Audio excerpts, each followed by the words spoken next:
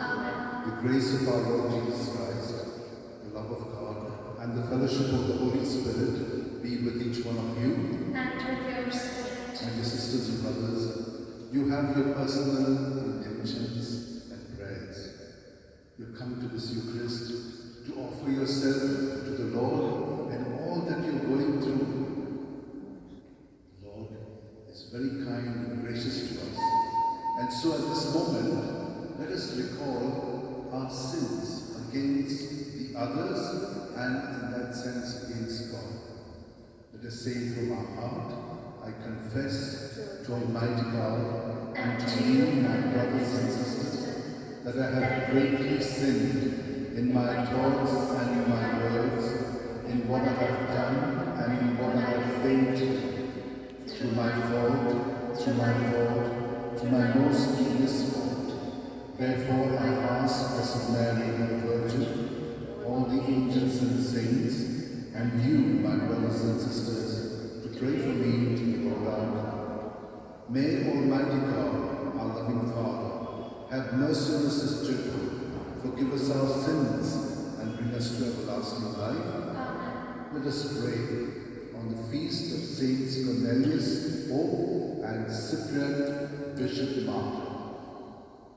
O God, who gives Saints Cornelius and Cyprian to your people as diligent shepherds and valiant martyrs, grant that through their intercession we may be strengthened in faith and constancy to spend ourselves without reserve for the unity of the Church. Through our Lord Jesus Christ, your Son, who lives and reigns with you in the unity of the Holy Spirit, one God forever and ever.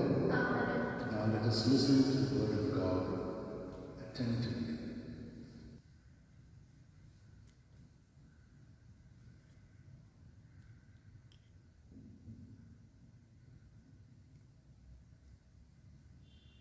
A reading from the first letter of St. Paul to the Corinthians. Earnestly desire the higher gifts, and I will show you a still more excellent way. If I speak in the tongues of men and of angels, but have not love, I am a noisy gong or a clanging cymbal. And if I have prophetic powers and understand all mysteries and all knowledge, and I have all faith so as to remove mountains, but have not love, I am nothing. If I give away all I have, and if I deliver my body to be burned, but have not love, I am gained nothing. Love is patient and kind.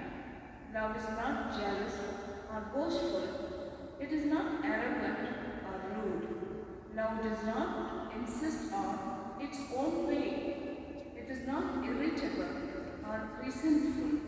It does not rejoice at wrong, but rejoices in the right. Love bears all things, believes all things, hopes all things, endures all things. Love never ends. As for prophecies, they will pass away. As for tongues, they will cease. As for knowledge, it will pass away. For our knowledge is imperfect, and our prophecy is imperfect. But when the perfect comes, the perfect imperfect will pass away. When I was a child, I spoke like a child. I thought like a child. I reasoned like a child. When I became a man, I gave up childish ways. For now we see in a mirror dimly, but then face to face. Now I know in part, then I shall understand fully, even as I have been fully understood. So faith, hope, love abide, these three, but the greatest of these is love. The word of the Lord. Thanks be to God. Our response be, they are happy, the people whom the Lord has chosen as his own. Our response, They are happy, the people whom the Lord has chosen as his own. Give thanks to the Lord upon the harp. With the 10-string lute, sing him songs. Who sing him a song that is new. Play loudly with all your skill. Our response, they are happy, the people whom the Lord has chosen as his own. For the word of the Lord is faithful, and all his works to be trusted. The Lord loves justice and right, and fills the earth with his love. Our response, they are happy, the people whom the Lord has chosen as his own. They are happy whose God is the Lord, the people he has chosen as his own. May your love be upon us, O Lord, as we place all our hope in you. Our response, they are happy, the people whom the Lord has chosen as his own. Acclamation.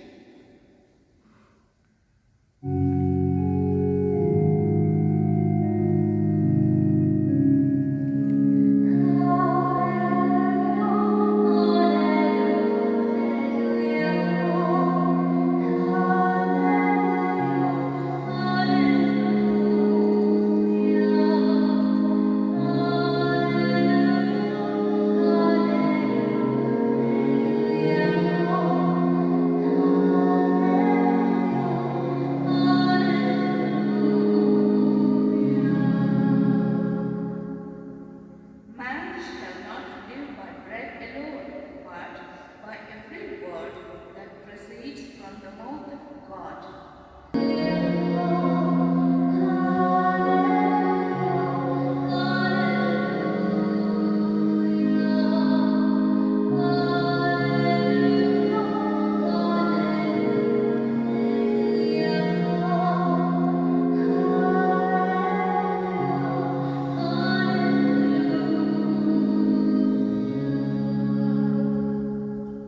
The Lord be with you.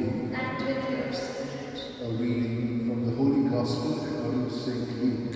Glory to you, O Lord. Jesus said to the crowds, "To what then shall I compare the men of this generation? And what are they like? They are like children sitting in the marketplace and calling to one another. We piped to you, and you did not dance. We wailed, and you did not weep. For John the Baptist has come eating no bread and drinking no wine, and you say he has a demon. The Son of Man has come eating and drinking, and you say, behold, a glutton and a drunkard, a friend of tax collectors and sinners. Yet wisdom is justified by all her children." The Gospel of the Lord. Praise to you, Lord Jesus Christ. My dear sisters and brothers, today's first reading has told us about the greatest gift and the greatest thing that we desire. What is it? Love. Now, you may have the other gifts, say of speaking eloquently, but it could be just an empty vessel and clanging cymbal and noisy gong. You could have other gifts of prophecy, of knowledge, of faith even, that can move mountains. But if there's no love in it, it's nothing. So you see, all those things are nothing. And so what is love? We know from John's letter and John's Gospel as well, and the synoptics, that God is love. So when we live with God, then we become God-like, patient and kind, not jealous, not boastful, not conceited, not looking at I'm right and you're wrong, but delights in the truth, always ready to make allowances, to trust, to hope, and to endure whatever comes. Love never comes to an end, is told to us by Paul. These things are all imperfect, but when God comes, then they all fall in place. And there is a process of our life. We become children and then we become adults. Now, when we are children, we speak childish things, think, etc., like children. But when we become older, then we can see that was quite different. Now we are much more mature, and experiences in life make us mature, provided we reflect on them. And then we surrender them to God. So what happens? When He is experienced, then you can see the truth. And the truth will set us free. We will be known as we truly are. Because we will also see Him as He is. That is the experience.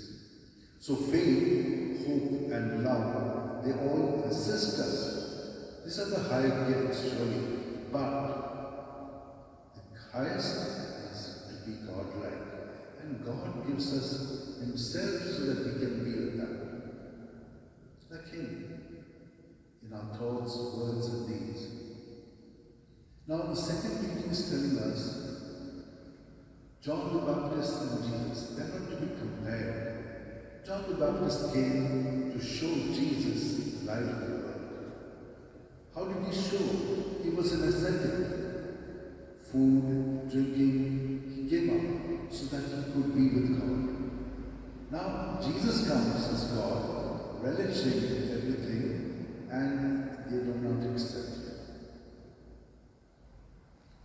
He is a drunkard, he is a glutton, he is a sinner, he is a friend of sinners and tax collectors. God is showing us how to really be present with the quality of love, which is compassion. And my dear sisters and brothers, many of us have experienced God's very nature in our being with others, in our relationship. There are moments when people have felt so good. Many things that we have done which are wonderful. Cared for the earth, cared for the house, cared for animals, cared for others. We are doing that. And in that, we are more God-like. We are loving as He does. Because that's what happens to us.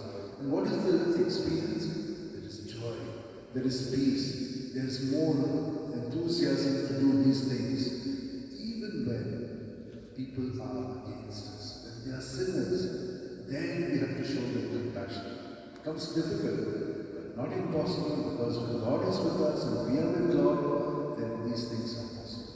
Let us pray for this grace through the intercession of St. Francis Xavier, through the prayers of Cornelius and Cyprian. A little bit about them. Cornelius was Pope. There was persecution in 250 that year. Decius was the emperor. Christians were hated, but they had elected him. There were 16 bishops who came together and they elected him and he became Pope. What did he do? He had to fight against one more anti-pope called Novatian. What was Novatian and his disciples priests doing? Debarring anyone who had apostatized. That means during the persecution, they had, under such pressure, that they said, I don't believe in Jesus, and I'm not a Christian. But afterwards, they repented, because it was too much of suffering, and in that moment they did that. But they wanted to come back into the church, and they refused it. They said, you're excommunicated. That he changed. He says, if they have truly repented, can understand. God is merciful. God is not a tyrant. So that was what happened. But later on, the persecution came and he was, sent into exile at Chivita, or Vekhyat, Chivita, and there he died. Cyprian was a rich man. He was 50 when he encountered a priest who told him about Christianity and Christ. He gave up everything, gave it to the poor, and he defended the church during those persecution times. But where? In Africa, where St. Augustine came from, Carthage. And he remained in exile, and then a little further in hiding, and he was guiding the church. But when the persecution came, he was executed. He died in martyrdom. Dear sisters and brothers, when we are centered on Jesus, Jesus himself will give us through his Spirit all the qualities that we need to show love as he has loved us. Let us pray for this gift. Hold our hands, place them in our lap, keep our backs straight, close our eyes, and at every breath, experience Jesus in our body, mind, and spirit, filling us with his presence. And as we breathe out, let all this evil and sin be out of our body. God loves us even when we are sinners. That's his greatness. We can't love sinners. We are angry with them. We want to put them right. God also desires, but he wants us to come to our senses, to see it, and to say, I won't do it because I'm convinced. Let us pray for this conviction. And let us now, as we are now in Jesus, in God, much more capable of being compassionate, pray for the whole world, and especially for this virus which is creating havoc in our life all over the world. Almighty and merciful God, who show your love to all creation everywhere, hear graciously the prayers that we make for all those affected by the coronavirus in various parts of the world. We come before you asking for a quick control of the outbreak, for a healing of those affected, for the victims and their families. We pray for the doctors doing research that an effective vaccine to combat the sickness is speedily found. We pray for the government and health authorities that they take appropriate steps for the good of the people. We make this prayer to Christ our Lord. Amen.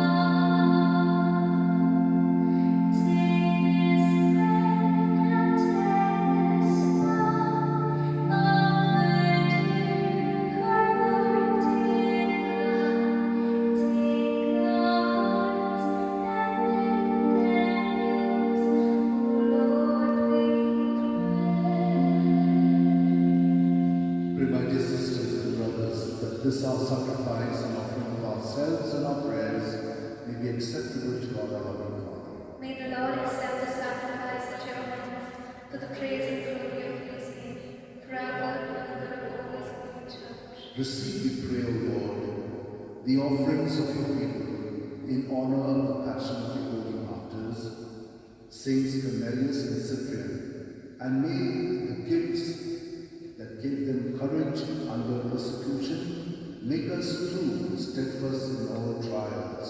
Through Christ our Lord. Amen. The Lord be with you. And with your spirit, Lift up your heart. we Let us give thanks to the Lord our God. It is right and just. It is truly right and just, our duty and our salvation always and everywhere to give you thanks, Lord, Holy Father, Almighty and eternal God. For you are glorified when your saints are praised. Their very sufferings are but wonders of your might. In your mercy, you give ardor to their faith. To their endurance you grant firm resolve, and in their struggle the victory is yours through Christ our Lord. Therefore, all creation sing a new song in adoration, and we, with all the host of angels, cry out without end. We say, Holy, holy, holy, Lord God of hosts, heaven and earth are full of your glory. Hosanna in the highest. Blessed is he who comes in the name of the Lord. Hosanna in the highest. you are indeed holy, O Lord, the fount of all holiness.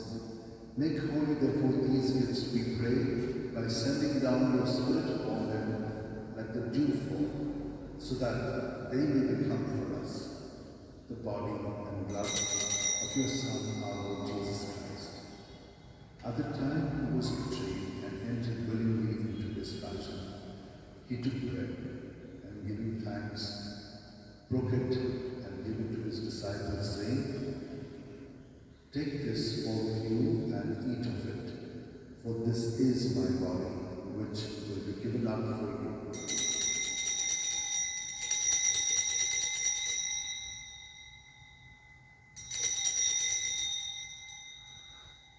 In a similar way, when supper was ended, Jesus took the chalice, and once more giving thanks, he gave it to his disciples, saying, "Take this, all of you, and drink from it. For this is the chalice of my blood, the blood of the new and eternal covenant.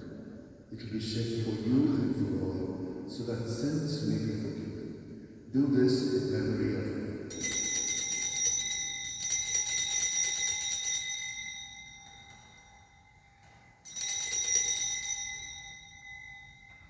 The mystery of faith. When we eat this bread and drink this cup, we proclaim your death, O Lord, until you come again. Therefore, as we celebrate the memorial of Jesus' death and resurrection, we offer you, Lord, the bread of life and the chalice of salvation, giving thanks that you have held us worthy to be in your presence and minister to you.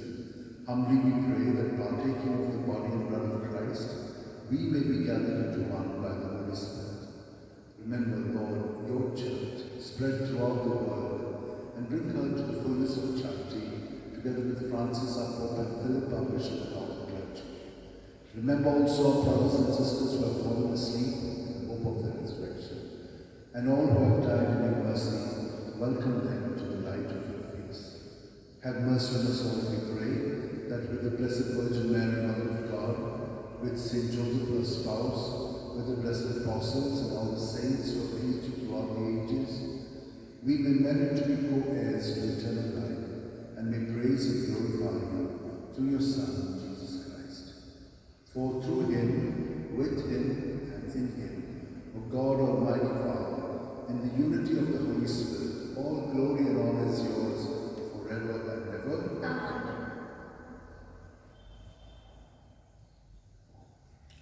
United with Jesus, let us allow his Spirit to take hold of our being, so that we may become loving and compassionate as he is. And let us pray for all those who have asked us to pray for them, and say together, Our Father, Who art in heaven, hallowed be thy name. Thy kingdom come, thy will be done, on earth as it is in heaven. give us this day our daily bread, and forgive us our trespasses, as we forgive those who trespass against us. And lead us not into temptation, but deliver us from evil. Deliver us, Lord, we pray, from every evil, and graciously grant peace in our days, that by the help of your mercy we may be free from sin and safe from all distress, as we await in joyful hope for the coming of our Saviour Jesus Christ. For the kingdom, the power, and the glory are yours, now and forever. Lord Jesus Christ, who said to your apostles, "Peace I leave you, my peace I give you," look not on our sins, but on the faith of your church, and graciously grant her peace and unity in accordance with your will, where you live forever and ever. Amen. Peace of Jesus be with you always. And with your spirit. United to Jesus, let's turn to each other with some sign of peace.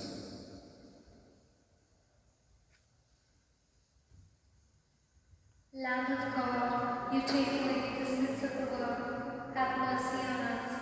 Lamb of God, you take away the sins of the world, have mercy on us. Lamb of God, you take away the sins of the world, grant us peace.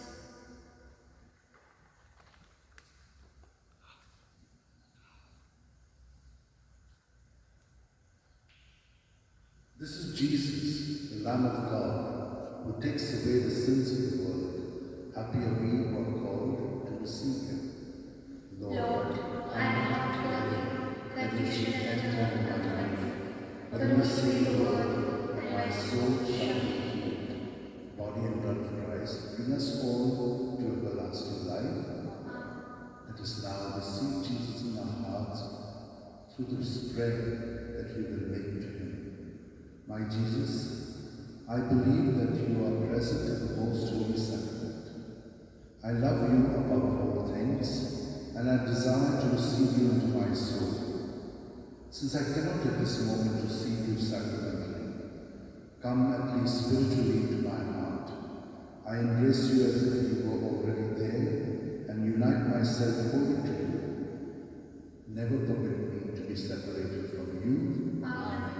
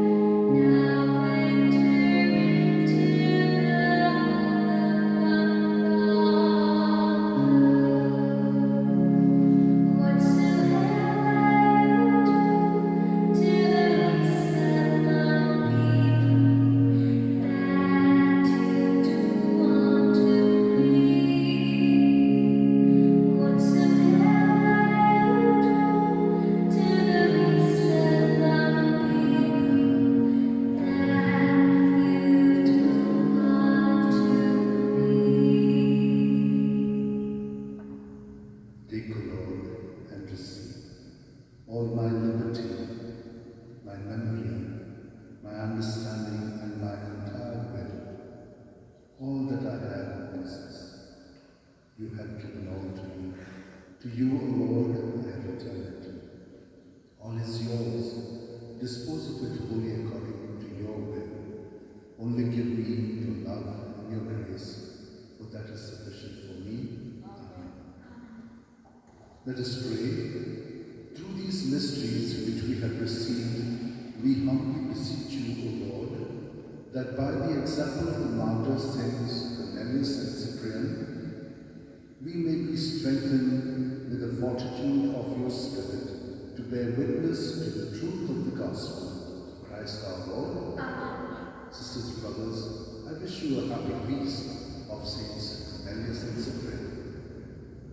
May we also have the Spirit of Jesus so that we can love, and in love bring others also to Him, to the experience of God.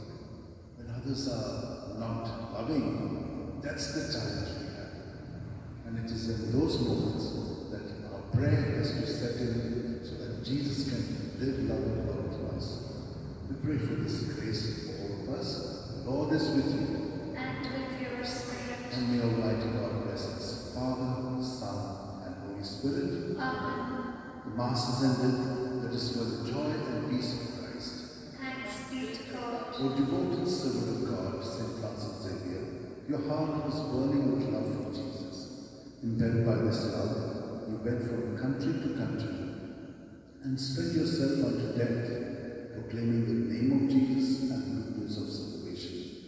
That is why the Father filled you with glory in heaven and preserved your body from corruption here on earth. Filled with joy for his unique gifts, we join you in praising the Father. And now we ask your intercession for ourselves. We pray for whatever you want to St. Francis Xavier, who will intercede for us.